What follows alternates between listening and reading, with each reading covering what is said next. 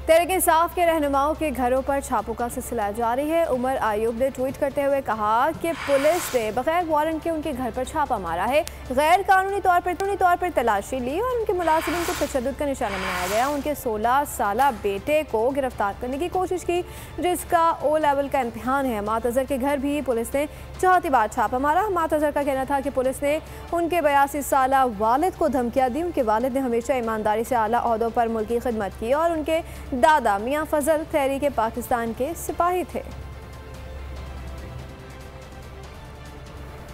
सहाफत के खिलाफ जुल्म जारी, बोल के 3 फैमिली मेंबर्स अगवा। 4 रोज पहले बोल के फाइनेंस मैनेजर मोहम्मद मालिक की रिहाइशगाह की बिजली बंद करके हमला किया गया। घर वालों को हिरासत करके मोहम्मद मालिक को अगवा कर लिया गया।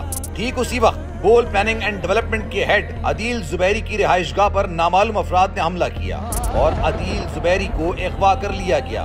बोल ने पुलिस और FIA से मुतादिद बार राब्ता किया, जिसके सबूत बोल के पास मौजूद हैं।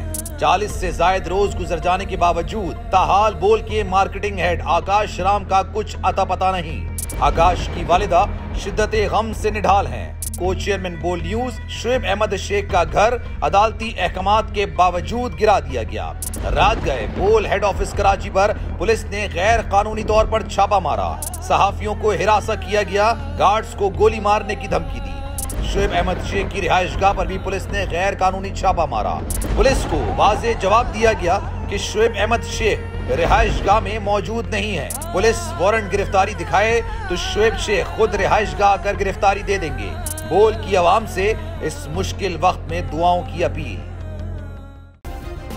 सब्सक्राइब करें और बेल दबाएं ताकि कोई खबर रह न जाए।